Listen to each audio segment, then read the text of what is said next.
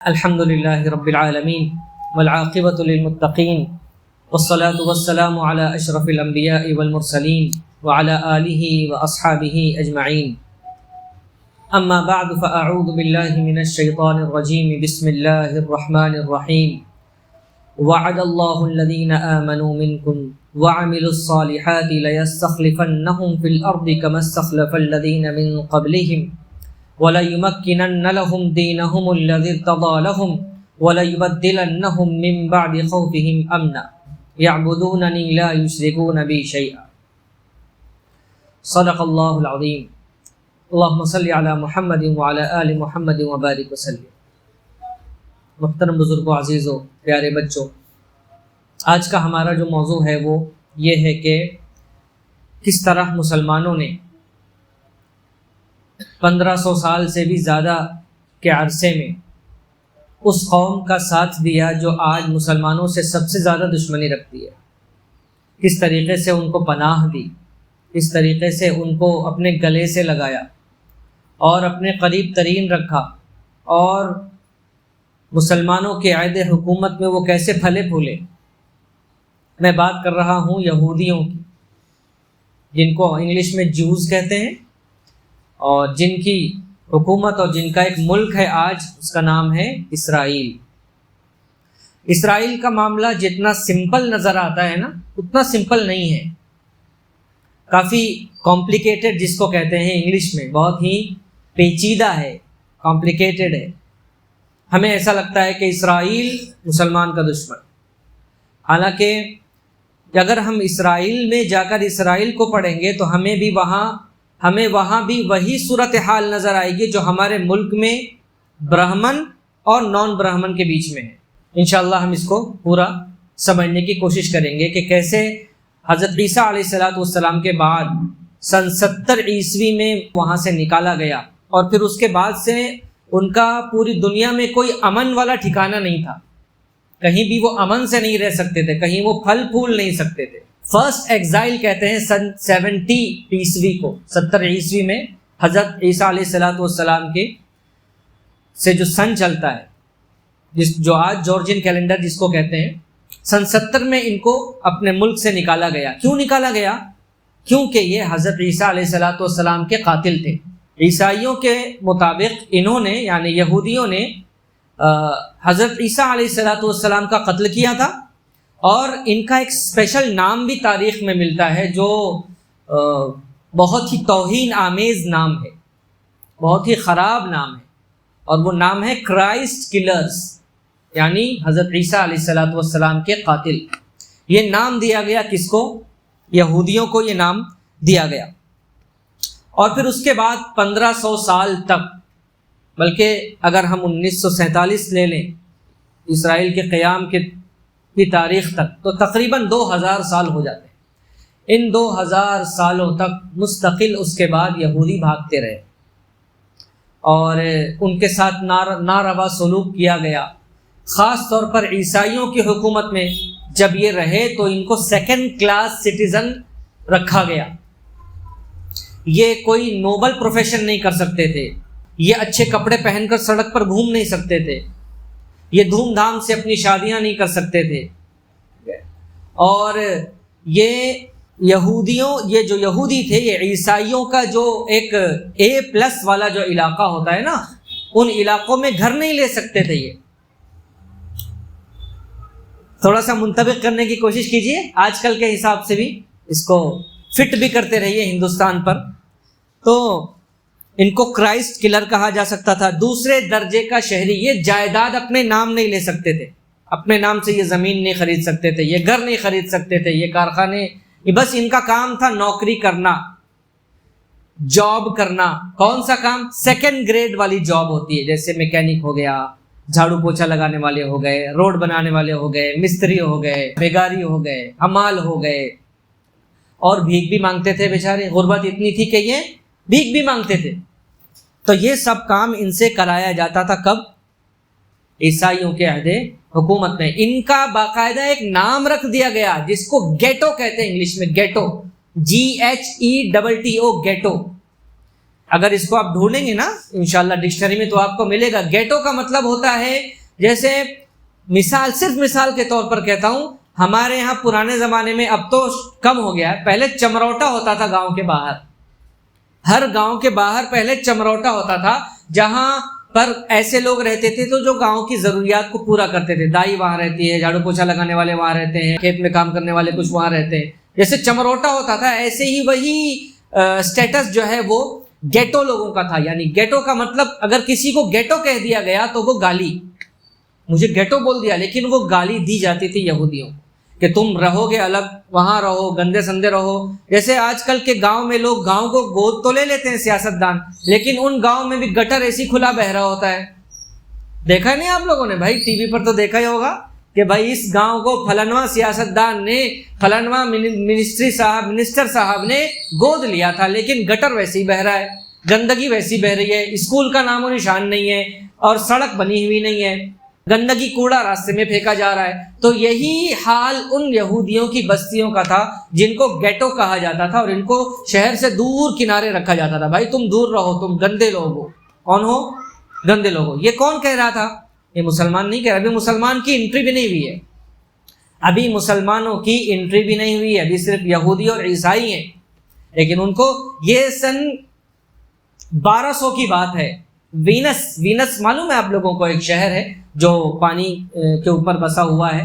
وہاں پر یہ ٹرمینالوجی ایجاد ہوئی جس میں یہودیوں کو گیٹو کہا جاتا تھا. بہرحال ان کو جو ہے وہ کوئی بھی پیشہ کرنے کی اجازت نہیں تھی. تو ایک پیشہ وہ تھا جو حرام پیشہ مانا جاتا تھا. عیسائیوں کے یہاں پر بھی وہ حرام تھا. یحرفون الکلم عن مواضعہ، قربان جائیے، اللہ نے جو کہا سچ کہا. یہ اپنی کتابوں میں تبدیلیاں کرتے ہی رہتے ہیں اور کرتے جائیں گے. تو اس زمانے کی بات ہے جس زمانے میں کہہ رہا ہوں، سن 1200 میں، سن 1300 میں عیسائیوں کے یہاں ان کی بائبل میں یہ لکھا ہوا تھا کہ آپ سود پر قرض نہیں دے سکتے ہو. کیا نہیں دے سکتے ہو؟ سود پر قرض نہیں دے سکتے ہو. اسلام بھی یہی کہتا ہے، کہتا تھا، کہتا ہے، کہتا چلا آئے گا. کوئی مائی کا لال اس میں تبدیلی نہیں کر سکتا. لیکن عیسائی مذہب ہے تو بدلنا تو ان کی خاصیت ہے. جیسے ابھی پچھلے ہفتے بات ہوئی، کتنا بدلا انہوں نے، بدل کے 1 کا 3 کر دیا. اور وہ 1 کا 3 کیسے ہوتا ہے وہ گणت سمجھ میں نہیں آ رہی ہے. تو ان لوگوں نے کیا کیا کہ یہ حرام پیشہ ہے چونکہ، لہٰذا یہ حرام پیشہ تم یہودی روک کرو. یعنی تم حرام کا کھاؤ، حرام کرنے والے کہلاؤ، اور حرام کے ساتھ تمہاری نسبت اور ایسوسیشن ہو جائے. کیونکہ چرچ کی حکومت تھی اس زمانے میں، چرچ کو مانا جاتا تھا، مذہبی لوگ تھے. تو چرچ صاحب کہتا تھا اگر تم سودی لین دین کرو گے تو تم کو عیسائی ہونے سے نکال دیں گے، ایکس کمیونیکارڈو کر دیں گے تم کو، نکلو یہاں سے، ختم، کیونکہ تم نے حرام کام کیا ہے. لہٰذا یہودی یہ حرام کام کرتے رہے. آہستہ آہستہ ان لوگوں نے کیا کیا، بھائی کچھ کام دھام تو ہوتا نہیں ہے، لہٰذا جتنے بھی پیسے ہیں ان کو سود پر لوگوں کو قرض دو. لہٰذا انہوں نے اس بزنس کو، بزنس تو نہیں کہنا چاہیے، اس لین دین کو، کیونکہ یہ تو تجارت نہیں ہے، یہ تو سود ہے، اس لین دین کو انہوں نے بڑھانا شروع کیا. اور بڑھاتے بڑھاتے آہستہ آہستہ پھر وہ مالدار ہو گئے، پھر وہ حیثیت والے ہو گئے، پھر ان کے پاس پیسے آ گئے. تو اب چرچ جو تھا نا، عیسائی دنیا کے اندر کھلبلی مچی کہ یار یہ تو بہت پیسے والے ہوتے جا رہے ہیں، کچھ کرنا چاہیے. پھر انہوں نے اپنا جو ہے وہ اپنی کابینہ بلائی عیسائیوں نے، اور کہا کہ اب ہم عیسائیوں کو بھی سودی لین دین کی اجازت دیتے ہیں. دیکھو بدل دیا نا، بدل دیا، کھلم کھلا بدل دیا. جب 15، 16، 17ویں صدی میں جب یہودیوں کو اس لین دین کی وجہ سے، سودی لین دین کی وجہ سے جب ان کے پاس پیسے آنے لگے، تو عیسائیوں کو بھی چرچ نے اس کی اجازت دے دی کہ اب تم بھی حرام کام کر سکتے ہو. کیونکہ اب وہ حرام کام نہیں رہا، بلکہ اب ہم نے اس کو کیا کر دیا ہے؟ حلال کر دیا ہے. نعوذ باللہ من ذالک. اللہ ہم سب کی سود لین دین سے، سود میں پڑنے سے، سود کھانے کھلانے سے، اس کے معاملات میں انوالو ہونے سے، ہر طریقے سے ہم سب کی حفاظت فرمائے. یہ ایسا گڈھا ہے نا، اس گڈھے میں قدم رکھنے کے بعد کوئی یو ٹرن نہیں ہوتا ہے، کم بیک نہیں ہوتا ہے. پھر آدمی یا تو اپنا پورا لوٹا دے تو ہی واپس آ سکتا ہے. دیکھو نا ہمارے نوجوان آج کل ای ایم آئی پر کریڈٹ کارڈ مل گیا ہے، وہ پلاسٹک والا. پہلے کریڈٹ کارڈ کم لوگوں کو ملتا تھا، اب ہر ایک کو کریڈٹ کارڈ دیا جا رہا ہے. آپ مال میں جائیے, میٹرو اسٹیشن میں جائیے, لوکل پر جائیے, کریڈٹ کارڈ لوگے کیا؟ کریڈٹ کارڈ ایسا بک رہا ہے جیسے مطلب ہم کو لگتا ہے کہ میرے پاس کریڈٹ کارڈ ہے تو آئی ایم سم تھنگ. حالانکہ یو آر ٹریپڈ. اب تم ایک جال میں پھنس چکے ہو, ایسے جال میں کہ تم پیسے خرچ کرتے چلے جاؤ گے اور ای ایم آئی پہ ایم آئی بڑھاتے جاؤ گے اور اس کو کبھی بھر نہیں پاؤ گے. کیونکہ پیسہ ابھی نہیں دینا ہے, بعد میں دینا ہے. ٹھیک ہے نا, ای ایم آئی کتنی آ رہی ہے؟ 15,000 کا ہے, 3,000 کی ای ایم آئی بھر لوں گا آرام سے. پھر وہ 3,000 کی 10 ای ایم آئی لے لیتا ہے انسان, اور اس کے بعد اس چکر میں پھنس جاتا ہے. پھر چوری کرتا ہے, پھر فراڈ کرتا ہے, پھر لوگوں کو دھوکہ دیتا ہے, اور کسی طریقے سے سوچتا ہے کہ ایک بار اس چکر سے نکل جاؤں, پھر کبھی اس چکر میں نہیں پڑوں گا. لیکن چکر سے تب نکلے گا جب وہ پلاسٹک والے کارڈ کو کاٹ کر پھینکے گا, تبھی اس چکر سے نکل سکتا ہے, ورنہ اس چکر سے نکل نہیں سکتا. یہ چکر تو چلایا گیا ہے, یہ خود سے نہیں آیا ہے, یہ چکر چلایا گیا بہت سوچ سمجھ کر. تو سود کا نظام جو ہے نا, ایسا بے برکت نظام ہے کہ انسان کی زندگی میں ایک دم زندگی کو تہس نہس کر دیتا ہے بالکل. اور انسان یہ سوچتا ہے کہ بس کچھ کر دوں گا, بھر دوں گا, اور وہ کبھی بھر نہیں پاتا. تو سودی لین دین کی وجہ سے ان لوگوں یہودیوں کے پاس پیسہ آنا شروع ہوا, اور عیسائیوں نے بھی اس کو پھر کچھ دنوں کے بعد حلال کر دیا. سن 1095, اب ہم تھوڑا سا پیچھے جاتے ہیں, 1095 1096. اس سے پہلے ہم نے جب وہ افغانی مجاہد کی جب قصہ سنا تھا تو وہ کیا تھا؟ 1099 تھا. اور 1099 میں ہمارے ہاتھ سے کیا گیا؟ بیت المقدس ہمارے ہاتھ سے چلا گیا, عیسائیوں نے اس پر قبضہ کر لیا. لیکن اس جنگ کی ابتدا جو ہوئی تھی وہ 1096 سے ہوئی تھی. 1096 1097 یعنی 3-4 سال پہلے سے تیاریاں, چھوٹی جھڑپیں, مسلمانوں کے علاقوں کو جو ہے وہ تہس نہس کرنا, جنگیں کرنا, یہ سب ان چیزوں کی ابتدا ہو چکی تھی. تو فائنلی جب صلیبی جنگیں, جس کو کروسیڈ کہتے ہیں انگلش میں, جب یہ صلیبی جنگیں ایک دم اپنے عروج پر آ گئیں, اور انہوں نے کہا کہ اب ہم کسی بھی حال میں نعوذ باللہ مسلمانوں کے ظلم و ستم سے بیت المقدس کو آزاد کرائیں گے. جملہ سنیے کتنا پیارا سا جملہ ہے. جیسے آج کل کہا جاتا ہے نا کہ ہم نے 3 طلاق والے قانون کے ذریعے مسلمان مظلوم عورت کو انصاف دلایا. آئے ہائے, کتنا پیارا جملہ ہے. ایسے ہی اس وقت بھی جملہ تھا کہ ہم مسلمانوں کے ظلم و ستم سے نعوذ باللہ کس کو آزاد کرائیں گے؟ بیت المقدس کو آزاد کرائیں گے. کون سا بیت المقدس؟ وہ بیت المقدس جس کی چابی خود عیسائیوں نے کس کے حوالے کی تھی؟ حضرت عمر ابن خطاب رضی اللہ عنہ کے. اور آپ کو تعجب ہوگا یہ بات سن کر کہ جس وقت حضرت عمر ابن خطاب رضی اللہ عنہ بیت المقدس کی چابی لینے کے لیے بیت المقدس پہنچے, یروشلم پہنچے, اس وقت وہاں پر کتنے یہودی تھے پتہ ہے آپ لوگوں کو؟ 0 0 ایک بھی یہودی وہاں نہیں تھا. کیوں؟ کیونکہ یہودیوں کو یروشلم یعنی بیت المقدس میں عیسائیوں کے ساتھ عبادت کرنے کی بھی اجازت نہیں تھی. اس طرح سے ان کو دبا کر رکھا جاتا تھا, 2nd گریڈ سٹیزن ان کو بنا کر رکھ دیا گیا تھا. کس کو؟ یہودیوں کو. کیوں؟ کیونکہ وہ کرائسٹ کلر ہیں, کیونکہ انہوں نے نعوذ باللہ ان کے خدا کے بیٹے کو مارا ہے. یعنی کتنا پاگل پن والا جملہ ہے یہ کہ ہمارا خدا کا بیٹا, اور یہودیوں نے خدا کے بیٹے کو مار دیا. خدا کے بیٹے کو جو کہ خدا ہے, خدا کا بیٹا جو کہ خدا ہے, اس کو کس نے مار دیا؟ ایک عام انسان نے مار دیا. اصل میں جب انسان کو ظلم کرنا ہوتا ہے اور بربریت کرنی ہوتی ہے نا, تو وہ بہانے نکالتا ہے, اسی طریقے کے بہانے نکالتا ہے. اب جس یہودی نے حضرت عیسیٰ علیہ السلام کو مارا تھا وہ اس یہودی نے مارا تھا نا. 1000 سال تک, 1500 سال, 1800 سال تک تم یہودیوں پر صرف یہ کہہ کر ظلم کرتے رہو گے کہ انہوں نے حضرت عیسیٰ علیہ السلام کو مارا تھا. نعوذ باللہ. اسلام یہ نہیں سکھاتا. اسلام کہتا ہے لا تزر وازرۃ وزر اخری, کوئی بھی کسی کا بوجھ نہیں اٹھائے گا. یہ آیت تو آخرت کے لیے ہے, لیکن دنیا میں بھی یہ کچھ معاملوں میں منطبق ہوتی ہے اور ایپلیکیبل ہے. مثال کے طور پر میں نے چوری کی تو میری چوری کی سزا کسی اور کو نہیں ملے گی. کسی ایک نے زنا کیا اس کی سزا دوسرے کو نہیں ملے گی. کسی ایک نے قتل کیا اس کی سزا دوسرے کو نہیں ملے گی, اسی کو ملے گی. اور پھر وہ چیپٹر کلوز ہے, بند ہے. لہٰذا عرب کو زمانے جاہلیت میں زمانے جاہلیت کیوں کہتے تھے؟ یہ زمانہ جاہلیت کا کیوں ہے کیونکہ یہ فالتو میں چھوٹی چھوٹی باتوں پر ایک دوسرے سے جنگیں کرتے تھے اور لڑتے تھے کہ میرے باپ دادا کے فلانوا کو تمہارے باپ دادا کے فلان نے مارا تھا، لہٰذا اب ہم تم کو ماریں گے۔ اور بسا اوقات ایسا ہوتا تھا کہ نکاح کی مجلس ہو رہی ہے، کیا ہو رہی ہے؟ شادی بیاہ کے لیے لوگ آئے ہیں، اور شادی بیاہ کے ٹائم پر عربوں میں کیا ہوتا تھا؟ اشعار پڑھے جاتے تھے۔ تو ایک سائڈ کے لوگ کھڑے ہوتے تھے دولہے والے، اور وہ شعر پڑھتے تھے، اور شعر میں وہ یعنی اشعار میں اپنی اور اپنے باپ داداؤں کی بہادری بتاتے تھے کہ وہ کیسے بہادر لوگ تھے۔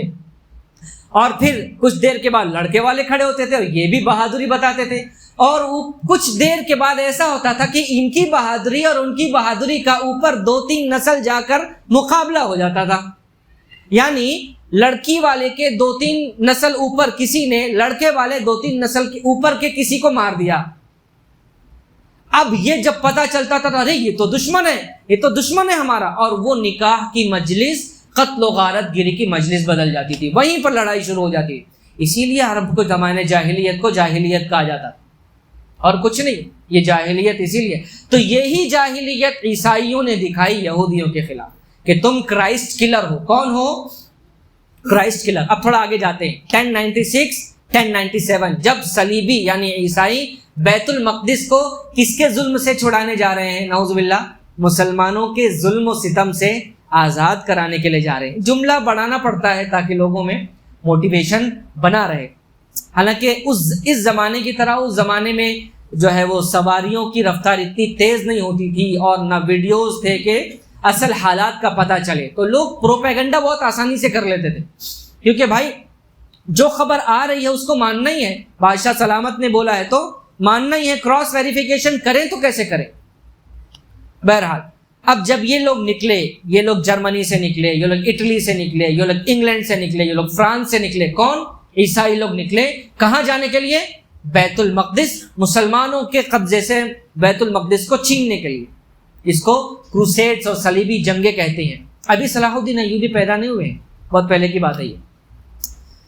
تو راستے میں ان لوگوں نے کیا کیا؟ راستے میں جہاں بھی ان کو یہودی بستیاں ملی، انہوں نے ان یہودی بستیوں میں قتل و غارت گیری کی، عورتوں کی عزت لوٹی، یہاں تک کہ بچوں کو بھی مارا۔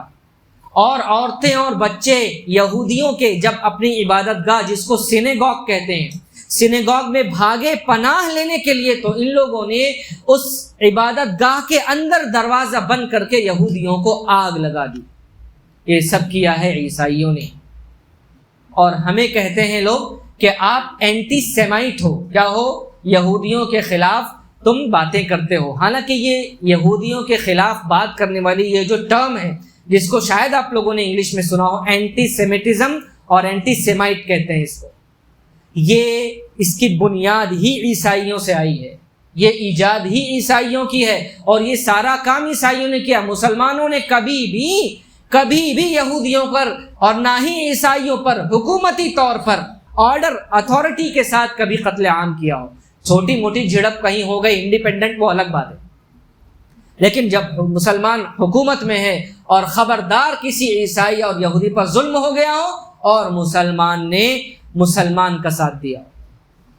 ہم سب کو معلوم ہے حضرت علی رضی اللہ تعالیٰ عنہ کا واقعہ، وہ زیرہ والا واقعہ سنا ہے نا ہم سب نے، کہ یہودی کی زیرہ تھی، حضرت علی اور وہ یہودی جب کورٹ میں گئے تو حضرت علی کے خلاف فیصلہ ہو گیا، اور جب کورٹ میں جج نے حضرت علی کو ابو الحسن کہہ کر پکارا تو حضرت علی اس جج پر غصہ ہو گئے کہ تم مجھے اس وقت عزت نہیں دے سکتے ہو کیونکہ میں اس وقت ملزم ہوں، یعنی ایز اے ملزم تمہارے سامنے پیش ہوا ہوں، تو تم مجھے میرے نام سے یعنی علی کہہ کر بلاؤ گے، ابو الحسن کہہ کر نہیں بلاؤ گے۔ یہ حضرت علی رضی اللہ عنہ نے کہا، اور پھر فیصلہ ہو گیا کس کے حق میں؟ یہودی کے حق میں۔ حضرت علی نے بھی وہ مانا، یہودی نے بھی مانا۔ بعد میں ہم سب کو پتا ہے کہ اس یہودی نے کیا کیا۔ تو جب مسلمانوں کے پاس حکومت آتی ہے تو مسلمان کیا کرتا ہے، اور وہ کیوں کرتا ہے؟ وہ اپنے رسول کے فرمان پر عمل کرتا ہے اپنے اللہ کو راضی کرنے کے لیے۔ تو جب یہ لوگ عیسائی بیت المقدس پر حملہ کرنے کے لیے نکلے تو راستے میں انہوں نے قتل عام کیا، اور وہ یہی کہتے تھے کہ جس بیت المقدس میں حضرت عیسیٰ علیہ السلام پیدا ہوئے ہیں، یہ بھی شاید آپ لوگوں کو نہ معلوم ہو، حضرت عیسیٰ علیہ السلام کہاں پیدا ہوئے؟ فلسطین میں پیدا ہوئے۔ تو ہم جس فلسطین کو، جس یروشلم کو فتح کرنے جا رہے ہیں، پہلے ہم ہمارے خدا کے بیٹے یعنی عیسیٰ علیہ السلام کے قاتلوں سے بدلہ لیں گے، اس کے بعد جائیں گے مسلمانوں کے پاس۔ یہ سب چیزیں تاریخ کی کتابوں میں لکھی ہوئی ہیں۔ لہٰذا انہوں نے کیا کیا؟ راستے میں قتل و غارت کرتے ہوئے گئے، اور پھر 1099 میں انہوں نے پھر جب بیت المقدس پر فتح کیا تو وہاں پر بھی انہوں نے قتل غارت کی اور عزتیں تار کی، اور بچوں کو بھی مارا، آگ لگائی، لوٹم باٹ مچایا، سب کچھ کیا انہوں نے۔ اور پھر اس کے بعد میں نے جیسے اس سے پہلے بات ہوئی تھی کہ 5-6 لوگ جان بچا کر وہاں سے بھاگے اور بغداد پہنچے، شام پہنچے۔ بہرحال تو اب بیت المقدس فتح ہو گیا 1099 میں، اور عیسائیوں کی حکومت آ گئی، اور اس حکومت میں پھر ہم سب کو معلوم ہے کہ وہ یہودی کون ہے؟ سیکنڈ کلاس سٹیزن ہے، یا تو یہاں رہو عیسائی بن جاؤ، اپنا مذہب تبدیل کر لو، یا تو یہاں سے جاؤ۔ لہٰذا 1215 عیسوی میں چرچ نے ایک حکم نامہ جاری کیا۔ پہلے چرچ جو ہوتا تھا نا، اس کا درجہ بادشاہ سے بھی بڑا ہوتا تھا۔ عیسائیوں کا جو چرچ ہے، جو پادری ہے، جو پوپ فادر ہے، اس کا درجہ بادشاہ سے بھی بڑا ہوتا تھا، لہذا بادشاہ بھی اس سے ڈرتا تھا۔ پھر بعد میں اس کو الٹا کیا گیا، اور اب ہم سب جانتے ہیں چرچ کی کوئی حیثیت نہیں ہے، اس کی بھی ایک الگ کہانی ہے، پھر کبھی انشاءاللہ اس کو سمجھیں گے۔ تو حکم جامع جاری کیا 1215 میں کہ جو لوگ بھی عیسائی سرزمین پر رہ رہے ہیں عام شہریوں کی طرح نہیں رہ سکتے، عام شہریوں کی طرح نہیں رہ سکتے، وہ ایک اپنا الگ کپڑا پہنیں گے۔ یہودیوں کے لیے حکم نامہ آ گیا کہ تمہارا لباس الگ ہوگا، جس لباس سے تمہیں پہچان لیا جائے کہ تم یہودی ہو، تاکہ تمہارے ساتھ وہ سلوک کیا جائے جو سلوک کیا جانا چاہیے۔ کب ہوا؟ 1215 میں۔ کوئی بھی انسان اس دنیا میں، کوئی بھی انسان مسلمانوں کے بارے میں یہ نہیں دکھا سکتا کہ مسلمانوں نے کسی قوم کو اس قوم کی عقیدے کی بنیاد پر، اس کے مذہب کی بنیاد پر اسے الگ کپڑا پہننے کے لیے کہا ہو، اس لیے تاکہ اس کے ساتھ ڈسکریمنیشن کیا جائے، اس کے ساتھ الگ سلوک کیا جائے۔ یہ کبھی نہیں ہو سکتا، یہ ملے گا ہی نہیں، ملے گا ہی نہیں۔ یہی وجہ ہے کہ غیر مسلم، عیسائی، یہودی، سارے کے سارے لوگ the best person of all time کسی کو مانتے ہیں تو وہ محمد رسول اللہ صلی اللہ علیہ وسلم کی ذات ہے۔ خیر، جلدی آگے چلتے ہیں کیونکہ وقت کم ہے۔ اب آگے چلتے ہیں۔ 1290 انگلینڈ کا بادشاہ ایڈورڈ آتا ہے، اس نے ایک حکم نامہ جاری کیا کہ یہودیوں کو نکال دو، مجھے ان کی شکل نہیں دیکھنی ہے۔ اگر تمہیں انگلینڈ میں رہنا ہے، جو آج انگلینڈ برٹین ہے، اگر تم کو انگلینڈ میں رہنا ہے تو عیسائی بن جاؤ یا گیٹ آؤٹ، یہاں سے نکل جاؤ۔ لہٰذا ایسا ہونے کے بعد کیا ہوا؟ یہودی وہاں سے بھاگ گئے، اور 400 سال تک آپ کو، پورے 400 سال تک انگلینڈ کی تاریخ میں کہیں بھی ایک یہودی کا تذکرہ نہیں ملے گا، ایک یہودی کا۔ اسی درمیان میں آتا ہے شیکسپیئر، جو انگریزوں کا بہت بڑا ادیب سمجھا جاتا ہے۔ آپ اس کی لٹریچر کو پڑھیں گے تو اس میں آپ کو یہودی دشمنی صاف نظر آئے گی، صاف نظر آئے گی۔ یہودیوں کا مذاق بنانا اور جو ہے وہ ٹھٹا کرنا، یہ اس طرح کی چیزیں آپ کو شیکسپیئر کے لٹریچر میں نظر آئیں گی۔ یہ ساری کی ساری یہودی دشمنی اس وقت چلتی تھی۔ پھر 1668 میں، 1680 میں جا کر پھر بادشاہ نے تھوڑا سا، چونکہ بادشاہ بھی بدل گئے، زمانہ بھی بدل گیا، اور یہودی بھی جب دوسری جگہ گئے تو مسلمانوں کی حکومت میں گئے، اور وہاں پر ان کو عزت ملی، ان کو پھلنے پھولنے کا موقع ملا، تو انہوں نے کہا ٹھیک ہے، اب یہودی بھی ہمارے ملک میں، انگلینڈ میں کیا کر سکتے ہیں؟ آ سکتے ہیں۔ یہ 400 سال تک یہودیوں کو انگلینڈ سے آؤٹ رکھا گیا۔ یہ سب کون کر رہا ہے؟ ابھی مسلمانوں کا نام و نشان اس میں نہیں ہے، یہ سب عیسائی کر رہے ہیں۔ کون کر رہے ہیں؟ عیسائی کر رہے ہیں۔ اب آتے ہیں 1492 پہ، 1492۔ یہ 1492 والا جو سال ہے، یہ بہت ہی اہمیت کا حامل ہے، کیونکہ اس میں مسلمانوں کا بہت بڑا ایک نقصان ہوا، جس کو تاریخ میں عیسائیوں کے پرسپیکٹو سے، اس پہلو سے دیکھا جائے تو وہ اس کو کہتے ہیں ری کانکویسٹا، یعنی دوبارہ حکومت کو حاصل کرنا۔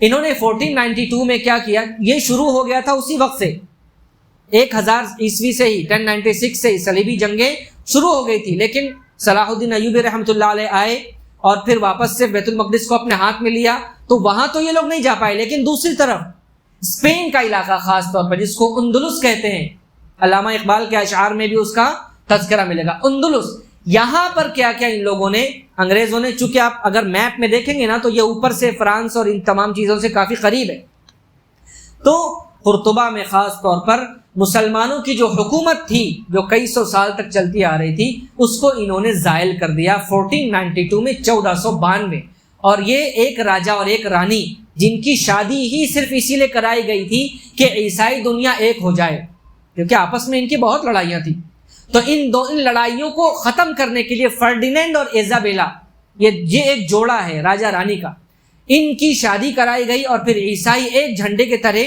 آ گئے، اور اس کے بعد 1492 میں مسلمانوں کی جو حکومت تھی خاص طور پر اسپین میں، وہاں پر جو ہے ان لوگوں نے دوبارہ قبضہ کیا، اور پھر مسلمانوں کے ساتھ بھی انہوں نے یہی سلوک کیا کہ یا تو اس دنیا میں رہنا ہے اگر تو عیسائی بن کر رہو یا یہاں سے چلے جاؤ۔ پہلے کیا کیا کہ مسلمانوں کو ایک کونے میں کر دیا، اور اس کے بعد پھر اس بستی سے بھی ان کو نکال دیا۔ اپریل فول والا جو واقعہ ہے اس کو یاد رکھنا، آخری مسلمانوں کی کشتی کو اس دن سمندر میں ڈبویا گیا تھا اور مسلمانوں کو بیوقوف بنایا گیا تھا، وہ 1 اپریل کی تاریخ تھی، اسی تاریخ کو اپریل فول اسی لیے منایا جاتا ہے کہ آج کے دن ہم نے مسلمانوں کو کیا کیا، مسلمانوں کو ایک چوائس دی گئی کہ تم آرام سے امن کے ساتھ اس ملک کو چھوڑ کر سرحد پار چلے جاؤ، وہاں پر موروکو ہے، کیا ہے وہاں پر موروکو، وہاں چلے جاؤ اور وہاں رہو۔ پھر جب کشتی جو ہے وہ سمندر کے بیچ میں پہنچی تو انہوں نے توپ کے ذریعے گولا مار کر اس کشتی کو ہلاک کر دیا، اور مسلمان ہلاک ہو گئے سمندر میں، اور وہ 1 اپریل کی تاریخ تھی جس کو ہم اور ہمارے بچے خوب آرام سے فخر کے ساتھ اپریل فول سے جو ہے نا سیلیبریٹ کرتے ہیں۔ نعوذ باللہ، چیزوں کو پہلے تاریخ کو پڑھنا چاہیے، اس کے بعد کسی چیز کو اپنانا چاہیے۔ مسلمان اندھے بہرے ہو کر کسی بھی چیز پر نہیں گرتا ہے، وہ دیکھتا ہے، سمجھتا ہے، پڑھتا ہے، اس کے بعد کسی چیز کو اختیار کرتا ہے۔ تو خیر 1492 میں یہ ہوا تو انہوں نے الحمرا پیلیس ایک ہے، آج بھی وہ الحمرا پیلیس جو ہے وہ اس کو باقی رکھا گیا ہے، مسلمانوں کا بنایا ہوا شاندار جیومیٹری اور آرکیٹیکچر کا وہ نمونہ ہے۔ اس الحمرا پیلیس کے اندر یہ فرمان جاری کیا اس بادشاہ، اس راجا رانی نے، فرڈینینڈ اور ایزابیلا نے، اور اس کا نام ہی ڈیکری آف الحمرا ہے۔ اس فرمان میں یہ کہا گیا یہودیوں کو اگر اس ملک میں رہنا ہے تو عیسائی بن کر رہنا ہوگا یا پھر یہاں سے چلا جانا ہوگا، لہٰذا پھر وہ لوگ وہاں سے چلے گئے، اور اندلس میں پھر کوئی ایک بھی یہودی نہیں رہا۔ ان علاقوں میں اس وقت آلموسٹ 9 لاکھ کے قریب یہودی آباد تھے، سب کے سب ہجرت کر گئے۔ ہجرت کر کے کہاں گئے؟ یہ سب ہجرت کر کے عرب ملکوں میں آئے، اور عرب ملکوں نے پھر ان کا استقبال کیا، نہ ان کو مارا نہ پیٹا، بلکہ ایک دم باہیں پھیلا کر ان کا استقبال کیا، آؤ ہم تم کو پناہ دیں گے، ہم تم کو 2nd گریڈ سٹیزن نہیں بنائیں گے۔ لہٰذا یہودی جو ہیں اب مسلمانوں کے ملکوں میں آئے، اور مسلمانوں کے ملک وہاں سے سب سے قریب تھا موراکو سے ہوتے ہوئے پھر وہ لوگ عراق، ایران، اصفہان اور ان تمام جگہوں میں بس گئے۔ اور مسلمان جہاں پر بھی جس زمین کو بھی فتح کرتا تھا، اگر پہلے سے اگر وہاں یہودی موجود ہوں تو یہودیوں کے ساتھ، کیا کسی کے ساتھ بھی، لیکن خاص طور پر یہودیوں کے ساتھ وہ کبھی بھی ناروا اور امتیازی سلوک اور ڈسکریمنیشن نہیں کرتا تھا۔ دیکھو یہ جملہ بولنے کی، یہ بات آپ کو بتانے کی ایک بہت بڑی وجہ ہے۔ اس کی وجہ یہ ہے کہ قرآن میں ایک آیت ہے، ان اشد الناس عداوۃ للذین آمنوا الیہود، کہ مسلمانوں کے سب سے سخت ترین دشمن اگر اس دنیا میں کوئی ہیں تو وہ کون ہیں؟ یہود ہیں۔ یہ قرآن کی آیت ہے۔ تو جیسے آج ہمارا ایک عام سینٹیمنٹ بنا ہوا ہے نا کہ یہودی مطلب اسلام کا دشمن، ایسا نہیں ہے، نہ اس زمانے میں تھا۔ اس وقت کے مسلمان ظالم اور مظلوم کے فرق کو سمجھتے تھے، چونکہ ہم بہت دور ہیں، ہم نے تاریخ پڑھی نہیں ہے، ہم جانتے نہیں ہیں، اس لیے ہمیں پتہ نہیں ہے کہ اسرائیل میں ہو کیا رہا ہے اور کیوں رہا ہے۔ تو یہودیوں کے ساتھ مسلمانوں نے کبھی بھی ناروا سلوک نہیں کیا۔ اب آتے ہیں ہم لوگ جو ہے تھوڑا سا مسلمانوں کی تاریخ میں کیسے یہودی پروان چڑھے، کیسے پھلے پھولے اور یہاں تک کہ وزیر اعظم تک بنے۔ وزیر اعظم تک ایک یہودی انسان بنتا ہے۔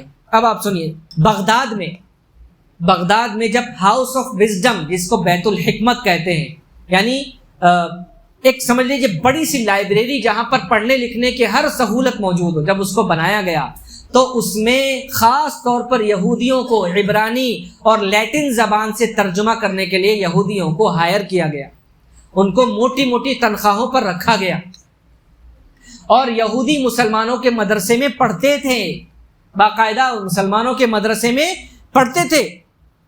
1000 کا واقعہ ہے، سن 1000 میں ایک بندہ پیدا ہوتا ہے جس کا نام ہے اسماعیل ابن نغر اللہ۔ کیا نام ہے؟ اسماعیل ابن نغر اللہ۔ یہ یہودی ہے لیکن یہ پڑھتا ہے اور اچھے سے پڑھائی کرتا ہے، اور پھر یہ مسلمانوں کے مدرسے میں بھی جاتا ہے، یہاں تک کہ پھر یہ پڑھتے پڑھتے پڑھتے مسلمان بھی اس کی عزت کرتے ہیں، یہودی بھی اس کی عزت کرتے ہیں، سب لوگ اس کی عزت کرتے ہیں، یہاں تک کہ یہ کیا بن جاتا ہے؟ وزیر اعظم بن جاتا ہے۔ کیا بن جاتا؟ مسلمانوں کی سلطنت کا وزیر اعظم بن جاتا ہے۔ کون ہے یہ؟ یہودی ہے۔ اتنا زیادہ آگے، یہ وہی یہودی ہے جس کے ساتھ عیسائیوں نے 2nd گریڈ سٹیزن بنا کر اس کے ساتھ امتیازی سلوک کیا، لیکن جب یہ مسلمانوں کے پاس آیا تو اسے پڑھنے کا موقع ملا، اسے لکھنے کا موقع ملا، اسے آگے بڑھنے کا موقع ملا، اور یہ کون بن گیا؟ Prime minister. اور یہ ایک رابائی تھا، یعنی یہودیوں کا عالم تھا، یہ جس کو رابائی کہتے ہیں آپ لوگ۔ یہ اتنا آگے تک پہنچ گیا۔ کون؟ اسماعیل ابن نغر اللہ، یہ اس کا نام۔ اور پھر کئی سالوں تک یہ وزیر اعظم بھی بنا رہا، یہاں تک کہ اس نے عیسائیوں کے خلاف مسلمانوں کے لشکر میں امیر بن کر جہاد کیا۔ اور اس وقت مسلمان کیا کرتے تھے؟ ایک آرمر پہنتے تھے، آرمر، اندر سے کپڑے کے اندر ایک کپڑا پہنتے تھے جس پر قرآن کی آیتیں لکھی ہوئی ہوتی تھی، حفاظت کے لیے اور ایک برکت حاصل کرنے کے لیے۔ وہ قرآن کی آیتوں کا لکھا ہوا کپڑا یہ اسماعیل ابن نغر اللہ یہودی پہن کر اور مسلمانوں کا لیڈر اور کمانڈر بن کر مسلمانوں کی طرف سے عیسائیوں کے خلاف بیت المقدس کے جہاد میں شرکت کرتا ہے۔ ایسا کس کے حکومت میں پاسبل ہے؟ مسلمانوں کے حکومت میں۔ ہم یہودیوں کے دشمن نہیں ہیں، یہودیوں کے اصل دشمن تو کون ہے؟ عیسائی ہے، اور انہوں نے ہی ان کو دبا کر رکھا 2000 سال تک، انہوں نے۔ بہرحال لیکن کیا ہوا؟ جب اس کا اسماعیل کا انتقال ہوا تو اس کا بیٹا تھا یوسف ابن نغر اللہ، 21 سال کا تھا، تو اس کو آنر دیتے ہوئے، عزت دیتے ہوئے، شہنشاہ نے اس وقت کا جو خلیفہ تھا، بادشاہ، اس نے کیا کیا کہ بھائی ٹھیک ہے، اپنے باپ کی جگہ پر آپ بیٹھ جاؤ، آپ بن جاؤ وزیر اعظم۔ لیکن یہ تھا غدار، اس نے عیسائیوں کے ساتھ سانٹھ گانٹھ کی اور ایک کوڈیٹا جس کو انگلش میں کہتے ہیں، یعنی سانٹھ گانٹھ کر کے عیسائیوں کو مسلمانوں کی سرزمین پر حملہ کرنے کے لیے راضی کیا، اور خطوط لکھے کہ ایک کام کرو، دیکھو میں تمہارا ساتھ دوں گا اور میرے لوگ ہیں ساتھ دینے کے لیے، تم آؤ اور یہاں پر حکومت پر حملہ کرو، اور میں اس بات کی کوشش کروں گا کہ فوج کو تھوڑا یہاں وہاں بزی کر دوں کچھ، کیونکہ میرے اثر و رسوخ ہیں، انفلوئنس والا آدمی ہوں، تو میں کیا کروں گا، فوجوں کو تھوڑا یہاں وہاں کر دوں گا تاکہ تم آؤ تو تمہیں مزاحمت کا سامنا نہ کرنا پڑے۔ وہ خط پکڑا گیا کیونکہ مسلمان بھی بیوقوف نہیں تھا، اس کے پاس بھی جاسوس ہوتے تھے، اور وہ جاسوس بکاؤ نہیں ہوتے تھے ہم لوگوں کی طرح۔ اب یار ہے بکنے کا زمانہ، پھر ہم لوگ بک جائیں گے۔ بار بار کہتا ہوں، شاید آپ لوگوں کو برا لگتا ہوگا، لیکن میں یہ سوچ کے کہتا ہوں کہ اللہ کرے ہم بکنا بند ہو جائیں۔ جب بکنا بند ہو جائیں گے انشاءاللہ تو پھلیں گے پھولیں گے۔ تو جاسوسوں کے ذریعے اس خط کا پردہ فاش ہوا، اور پھر یہ خط، اس میں حکومت کا کوئی عمل دخل نہیں تھا۔ جب لوگوں کو پتہ چلا تو لوگوں نے اس کے محل پر حملہ کر دیا اور اس کو ٹارچر کیا، اور اس کو بہرحال بہت بری طریقے سے یوسف کو مار دیا۔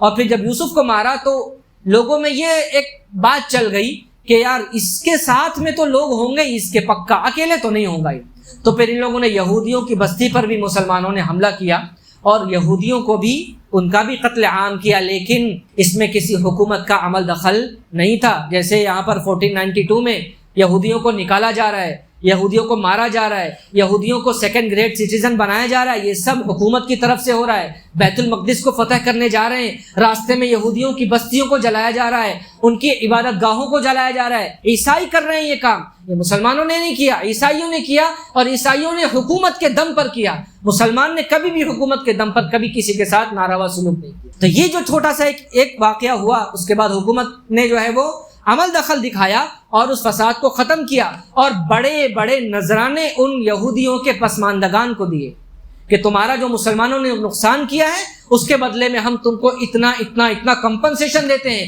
لہٰذا پھر یہودی پھلے پھولے اور 150 سال کے اندر یہ واقعہ ہوا ہے 1030 کے بیچ میں, اور 150 سال میں پھر سے ایک بندہ پیدا ہوتا ہے جو یہودیوں کا آج تک کا سب سے بڑا عالم سمجھا جاتا ہے. اس سے بڑا عالم یہودی کسی کو نہیں مانتے, اور اس کا نام ہے موسیٰ ابن میمون, جس کو انگلش میں کہتے ہیں موزیس مائمونیٹیز, اور اس کا ایک نام ہے رام بام, اس کو رام بام بھی کہتے ہیں. یہ بندہ پیدا ہوتا ہے 150 سال کے بعد, اور پھر یہ بھی مدرسوں میں پڑھتا ہے, یہ بھی تعلیم حاصل کرتا ہے, اور اس کے بعد یہ اتنا پڑھ لیتا ہے کہ یہ بہت بڑا رابائی بن جاتا ہے, اور رابائی بننے کے ساتھ بہت بڑا ڈاکٹر بھی بن جاتا ہے. یہ قرآن کی تلاوت کرتا تھا, مسلمانوں کی طرح کپڑے پہنتا تھا, یہاں تک کہ مسجد میں جا کر نماز بھی پڑھتا تھا. کچھ لوگوں کو اس بات کا بھی شک ہے, تاریخ دان لوگوں کو, تاریخ لکھنے والوں کو, کہ یہ بیچ میں کچھ دنوں کے لیے مسلمان ہو گیا تھا. بہرحال پھر اس کو جو ہے وہ جب یہ رابائی بن گیا تو اس نے کتابیں لکھنا شروع کی, اور جب اس نے کتابیں لکھنا شروع کی تو چونکہ یہ مدرسے کا پڑھا ہوا تھا, اس وقت اس نے الفارابی, الکندی, ان تمام لوگوں کو پڑھا تھا, تو اس نے یہودیوں کے مذہب میں عقیدے کو داخل کیا. ایک فرق سمجھیے, یہودیوں کے پاس عقائد نہیں تھے, یعنی بیلیف سسٹم نہیں تھا, ان کے پاس صرف احکام تھے, یہ کرو یہ مت کرو, یہ کرو یہ مت کرو, یہ حلال یہ حرام, یہ حلال یہ حرام. ان کے پاس عقائد نہیں تھے کہ تم کو بیلیو کیا کرنا ہے. لیکن چونکہ یہ مسلمانوں کی بیک گراؤنڈ سے پڑھ کر آیا تھا, اور مسلمان کا پہلا عقیدہ آتا ہے, عمل بعد میں آتا ہے. پہلے عقیدہ ہے, پہلے آمنت باللہ ہی ہے, ہاں, اس کے بعد نماز ہے, پہلے لا الہ الا اللہ محمد رسول اللہ ہے, اس کے بعد نماز, روزہ, حج, زکوٰۃ ہے. تو مسلمانوں کے پاس عقیدے کا سسٹم تھا. تو اس نے کیا کیا, مسلمانوں کے جو بڑے بڑے فلاسفرز اور بڑے بڑے علماء تھے, ان کی کتابوں کو پڑھنے کے بعد اس نے عقائد کی کتابیں لکھنا شروع کی, عقائد کی کتابیں لکھنا شروع کی. لہٰذا اس نے الفارابی, الکندی, جو بڑے بڑے علماء ہیں, جیسے ہمارے یہاں عقیدہ تحاویہ ہے کہ آئی بلیو ان, میں اس بات پر ایمان لایا, میں اس بات پر ایمان لایا, ہم مسلمان ہیں تو ہم ایمان لاتے ہیں. ایسے ہی اس نے یہودیوں میں انا مومنو, میں جو ہے وہ ایمان لاتا ہوں اس پر, اور پھر اس نے اسلامی عقائد کو یہودیوں پر فٹ کیا. کاپی پیسٹ پورا نہیں کیا, کیونکہ پڑھا لکھا انسان تھا, تھنکر تھا, انٹلیکچوئل تھا, لیکن بہت سارے عقائد اس نے اس میں داخل کیے, جیسے خدا کا ایک ہونا, اس کے ساتھ کوئی شریک نہیں ہے, اور ایک دن جو ہے وہ مسیح آنے والا ہے, یعنی مسیح آنے والا ہے, یعنی کوئی واپس دوبارہ زندہ ہوگا اور ہم کو بچائے گا. یہ تمام عقائد اس نے یہودی مذہب میں داخل کیے. اور آج بھی یہودی 13 پوائنٹ کریڈ پڑھتے ہیں, یعنی 13 نکاتی عہد نامہ. جب بھی یہودی صبح اٹھتے ہیں تو 13 نکاتی یعنی 13 پوائنٹ کا ایک عہد نامہ پڑھتے ہیں. وہ عہد نامہ بھی اسی موزیس مائمونیٹیز, جس کو موسیٰ ابن میمون عربی میں کہتے ہیں, اسی کا بنایا ہوا ہے. اب تھوڑا سا انٹرسٹنگ بات سنیے, کیا ہے. یہی موسیٰ ابن میمون, چونکہ یہ بہت ہی بڑا فزیشین بھی تھا, ڈاکٹر بھی تھا, یہ چیف ڈاکٹر بنتا ہے کس کا, حضرت صلاح الدین ایوبی رحمۃ اللہ علیہ. یہ یہودی چیف ڈاکٹر بنا کس کا, صلاح الدین ایوبی کا. اور بیت المقدس پر حملہ کرنے میں جس میں فتح بھی حاصل ہوئی, یہ موزیس مائمونیٹیز, یہ یہودی, یہ رام بام حضرت صلاح الدین ایوبی رحمۃ اللہ علیہ کا چیف ڈاکٹر تھا, چیف حکیم تھا. آپ بلیو کر سکتے ہو کوئی یہودی مسلمان کے اتنا قریب رہا ہو. ہم کبھی بھی یہودیوں سے, ہم نے کبھی دشمنی نہیں کی, کبھی بھی یہودیوں سے ایز اے یہودی دشمنی نہیں کی ہم نے, اور نہ ہی عیسائیوں سے ہی کی ہے. کوئی عیسائی نہ سمجھے کہ بھائی ہمیں تو, ہمارا تو تذکرہ ہی نہیں. مسلمان اللہ کے لیے محبت کرتا ہے اور اللہ کے لیے نفرت کرتا ہے. مسلمان کے لیے اس کا مذہب, اس کے رسول کی امیج, اس کا دین ایمان پہلے ہے. دنیاوی منفعت, بادشاہت, حکومت سب بعد میں, سب ٹھوکر پر ہے. اگر اللہ راضی ہے تو سب ٹھیک ہے, اللہ ناراض ہے تو سب قدم کی ٹھوکروں پر ہے. تو یہ رام بام یہ بڑا عالم بنا, اور پھر اس نے عقیدے کی کتابیں بھی لکھی. ٹھیک ہے, اب ہم آتے ہیں, یہ تب چلا. پھر سے کیا ہوا, عیسائی دنیا میں یہودیوں کے خلاف پھر سے نفرت بڑھتی گئی, اور پھر اب ہم قریب آتے ہیں ہٹلر کے زمانے میں. ہٹلر, آپ سب کو معلوم ہے کہ ہٹلر نے کس کا قتل عام کیا, یہودیوں کا بہت بری طریقے سے مارا، بہت زیادہ بربریت کا مظاہرہ کیا۔ ایک ایمان والا مسلمان ہونے کی حیثیت سے کبھی بھی اس بات پر خوش نہیں ہو سکتا۔ ہم لوگ جو ہے نا وہ ایک ڈائلاگ بھی کافی بیان کرتے ہیں کہ ہٹلر نے کہا تھا کہ میں کچھ یہودیوں کو چھوڑ رہا ہوں تاکہ دنیا کو پتہ چلے کہ میں نے ان کو کیوں مارا تھا۔ اگر اس جملے کو ہم خوش ہو کر اور آج کل کے حالات کو جسٹیفائی کرتے ہوئے بیان کرتے ہیں تو سچے ایمان والے ہم نہیں ہو سکتے۔ مسلمان کبھی بھی مظلوم کے خلاف نہیں جا سکتا، مسلمان ہمیشہ ظالم کے خلاف تھا۔ اور چونکہ ہٹلر نے معصوم لوگوں کو قتل کیا، بچوں کو، عورتوں کو گیس چیمبرز میں ان کو ڈال کر، ان کو سفوکیٹ کر کے ان کا جو ہے وہ دم نکال دیا، ان کو جلا دیا، دیوار کے کنارے کھڑے کر کر گولی مار دی، اور کیا کیا ظلم اس نے نہیں کیا۔ مسلمان کبھی بھی اس پر راضی نہیں ہو سکتا۔ اور اگر میں ہوتا تو میں یقیناً اس وقت ہٹلر کے خلاف کھڑا ہوتا، اور اس وقت کے مسلمانوں نے یہی کیا۔ 1492 میں بھی جب یہودی بھاگے اور بھاگ کر مسلمانوں کے زمینوں میں آئے تو اس وقت تھے سلطان محمد II، اس وقت تو مسلمانوں کے خلیفہ تھے خلافت عثمانیہ کے۔ انہوں نے فرمان جاری کیا کہ کوئی بھی مسلمان یا کوئی بھی یہودی یا عیسائی یا کوئی بھی اگر یہودیوں کے ساتھ ناروا سلوک کرے گا، ڈسکریمنیشن کرے گا، ان کو ستائے گا، اس کو پریشان کرے گا، تو حکومت خود اس کو سزا دے گی۔ یہ مسلمانوں کا اعلان تھا اس وقت بھی، اور ابھی جب ہٹلر یہودیوں کا قتل عام کر رہا ہے، اس وقت ہے سلطان محمد V۔ انہوں نے بھی یہودیوں کو اپنے بھائی یہودی کیسے پہنچ گئے یہاں پر یروشلم میں، یہودی کیسے پہنچ گئے ایران اصفہان اور عراق میں؟ جب وہاں سے بھگائے گئے، مارا گیا، تو یہ مسلمانوں نے، عربوں نے ان کو جو ہے اپنے دل سے، سینے سے لگایا اور قبول کیا ان کو، اور اپنی زمینوں میں جگہ دی ان کو۔ ایسے ہی ایک زمانہ تھا، بیچ میں کچھ وقت آیا جب فرانس پر ہٹلر نے جو ہے قبضہ کر لیا، اور فرانس پر ہٹلر نے قبضہ کیا تو انہوں نے مسلمانوں کو سیکنڈ گریڈ سٹیزن بنا دیا۔ مسلمان کوئی رائٹس نہیں تمہارے، سیکنڈ گریڈ سٹیزن بن کے رہو۔ مسلمان کے لیے زندگی اس دنیا میں رہنا، کسی بھی جگہ وہ رہ سکتا ہے جہاں وہ اللہ کو راضی کر سکتا ہو، جہاں وہ عبادت کر سکتا ہو، جہاں وہ اللہ کے دین کی طرف لوگوں کو بلا سکتا ہو، جہاں وہ قرآن پڑھ سکتا ہو۔ لہٰذا ان تمام چیزوں پر تو ممانعت نہیں تھی، لیکن سیکنڈ گریڈ سٹیزن بنا دیا تھا ہٹلر نے۔ تھوڑی دیر لگے گی، آج تھوڑا سا اس کو کمپلیٹ کرتے ہیں۔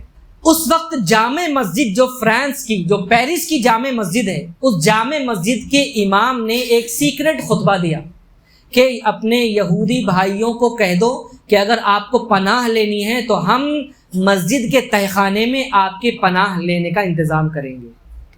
یہ مسلمانوں نے کیا یہودیوں کے ساتھ، یہ سب بھلا دیا گیا۔ لہٰذا کچھ لوگوں کو پناہ دی، اور جو لوگ نہیں رہنا چاہتے تھے، ہجرت کرنا چاہتے تھے، ان کو فیک ID کارڈز بنا کر دیے کہ تم مسلمان بن کر اس ملک سے آسانی سے جا سکتے ہو۔ یہودی بن کر جاؤ گے تو تمہیں چیک پوسٹ پر مار دیں گے، لیکن مسلمان بن کر جاؤ گے، تم اپنا ID کارڈ دکھاؤ گے۔ تو چونکہ وہ امام تھا، اس نے ID کارڈ، اس کے پاس یہ اتھارٹی تھی کہ وہ کس کو مسلمان کا ID کارڈ بنا کر دے سکتا تھا۔ اس نے مسلمانوں کا فیک ID کارڈ بنا کر فورج کر کے دیا کہ جہاں جانا چاہتے ہو مسلمان بن کر جاؤ، اور پھر جہاں آگے جا کر یہودی بن کر رہنا، یہودی بن کر رہو۔ لہذا سینکڑوں یہودی جو ہے فرانس سے، پیرس سے، وہاں سے جو ہے وہ نکلے، اور جہاں ان کو دنیا میں جانا تھا وہ گئے۔ اب آئیے 1947 آتا ہے، جب اسرائیل کی استھاپنا ہوتی ہے۔ کیا ہوتی ہے؟ ایک ملک ان کو ملتا ہے۔ تو اب ساری دنیا میں بسے ہوئے اسرائیلیوں کو ایک لالی پاپ دیا جاتا ہے۔ کیا دیا جاتا ہے؟ کہ ہولی لینڈ پر آ جاؤ، اب ہمارا اپنا ایک ملک ہے، اس ملک میں آ جاؤ، ہم تم کو زمین دیں گے، تم کو روزگار کے مواقع دیں گے، تمہارا ایک سٹیٹس ہوگا، تمہارا ایک ملک ہوگا، تمہیں جزیہ نہیں دینا پڑے گا۔ یہ بھی کہا جاتا تھا کہ جزیہ نہیں دینا پڑے گا تم کو۔ بہرحال یہ سب آئے۔ اب آتے ہیں، تھوڑا سا دیر لگے گی، آج تھوڑا سا آپ لوگ جو ہے نا اسے کمپلیٹ کرنے دیجیے، کیونکہ پھر وہ اگلی بار میں وہ بات نہیں رہے گی۔ یہودیوں میں 3 بڑے فرقے ہیں، 3 بڑے فرقے، اور تینوں کے الگ الگ تاریخ ہے۔ سب سے اوپر والا جو ہمارے ہندوستان میں جیسے ہندوؤں میں برہمن سب سے اوپر ہے، ایسے یہودیوں میں اشکنازی ایک فرقہ ہے۔ اشکنازی وہ اپنے آپ کو سب سے ٹاپ والے یہودی مانتے ہیں، اور یہی وہ لوگ ہیں جو زائنزم کے جو ہے نا کے دعوے دار ہیں اور اس کو امپلیمنٹ کرنا چاہتے ہیں۔ یہ وہ یہودی ہیں جو یوروپین کنٹریز میں رہے، اور یہ موسٹلی وائٹ ہیں، اور اکثر ان کے داڑھی نہیں ہوتی ہے۔ یہ وائٹ یہودی ہیں، جیسے آپ لوگ دیکھو گے جو اسرائیل کا وزیر اعظم ہے اس کی داڑھی ہے، لیکن یہودیوں کے مذہب میں داڑھی رکھنا یہ بہت اہم بات ہوتی ہے اور بہت زیادہ تقوی کی علامت ہوتی ہے۔ اشکنازی سب سے اوپر، اس کے بعد دوسرے نمبر پہ آتا ہے سفارڈین۔ سفارڈین یہ وہ یہودی ہیں جو اندلس اور اسپین کے علاقے میں پہلے رہتے تھے اور اس کے بعد وہاں سے یہ ہجرت کر کے کہاں پہنچے؟ اسرائیل میں پہنچے۔ اور تیسرے نمبر کے جو یہودی ہیں وہ مزراہی ہیں۔ مزراہی، یہ مزراہی وہ یہودی ہیں جو عرب کنٹریز میں رہے اور عربوں کے حکمرانی کے تحت یہ رہے اور اس کے بعد یہ ہجرت کر کے وہاں پہنچے۔ آج بھی اسرائیل میں یہ جو ایک نمبر والے یہودی اپنے آپ کو کہلاتے ہیں اشکنازی، یہ اپنے آپ کو پرو سمجھتے ہیں اور یہ دوسروں کی حکومت، انہوں نے لالی پاپ دیا کہ آؤ اسرائیل میں تم کو سب کچھ ملے گا، لیکن کچھ نہیں دیا۔ پارلیمنٹ میں اشکنازیز کا قبضہ، حکومت میں ان کا قبضہ، ان کا دبدبہ، بڑی بڑی فیکٹریز ان کی، اسلحہ کی فیکٹریز ان کی، سب کچھ ان کی ہے۔ اس کے نیچے والے جو سفارڈیم اور مزراہی ہیں، باقاعدہ ان کے حقوق کو لڑنے کے لیے پارٹی بنائی گئی ہے، اس کا نام ہے Shas party, SHAAS، Shas party. یہ پارٹی سفارڈیم اور مزراہی ان دو یہودی فرقوں کے حقوق کی حفاظت کے لیے لڑتی ہیں اور کئی مرتبہ انہوں نے ہتھیار بھی اٹھائے ہیں 60 اور 70 کی دہائیوں۔ یہ حال ہے اسرائیل کا، لیکن ہم کیا سمجھتے ہیں؟ ہم سمجھتے ہیں سارے یہودی کون؟ مسلمانوں کے دشمن۔ بہرحال یہ تھی مسلمانوں کے ساتھ، مسلمانوں کی یہودیوں کے ساتھ محبت اور ان کے ساتھ رواداری، اور کیسے انہوں نے ان کو اس قرآن کی آیت کے ہونے کے باوجود ان کو کس طریقے سے گلے سے لگایا، ان کو وزیر اعظم بنایا، فوج کا کمانڈر بنایا۔ صلاح الدین ایوبی رحمۃ اللہ علیہ کے چیف ڈاکٹر، چیف فزیشین ہیں یہی رام بام، اور یہ رام بام اس نے عقائد کو داخل کیا یہودیوں میں، بہرحال مسلمانوں کی کتابوں سے پڑھ کر۔ اللہ ہم سب کو، میرے محترم بزرگوں دوستوں، سمجھ کی توفیق عطا۔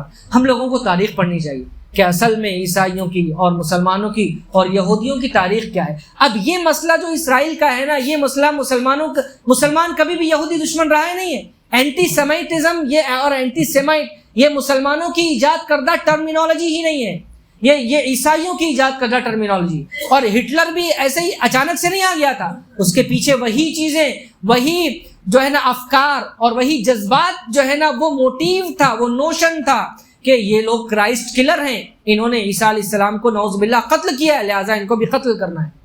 اور اسی وجہ سے اس نے مسلمانوں نے کبھی بھی حکومت میں رہتے ہوئے اور اپنے اثر اور رسوخ کا استعمال کرتے یہودیوں کو نہیں مارا، کبھی نہیں مارا۔ اللہ کرے ہم اس بات کو سمجھیں، اور دنیا کو بھی اس تاریخ کا علم نہیں ہے، لوگوں کو، لوگ پڑھتے نہیں ہیں۔ یہ جو رام بام ہے نا، رام بام مکمل اس کی زندگی اور اس کے انٹلیکچوئل جو لائف تھی وہ انسائکلوپیڈیا آف اسٹینفورڈ یونیورسٹی کے آن لائن میں آپ دیکھو گے تو مل جائے گا کہ یہ رام بام کون تھا اور اس نے کس طریقے سے یہودی مذہب کو ریولیوشنائز کیا اور اس میں عقائد کو داخل کیا، اور کس طریقے سے آج کیا یہودی اس کو کیا مانتے ہیں۔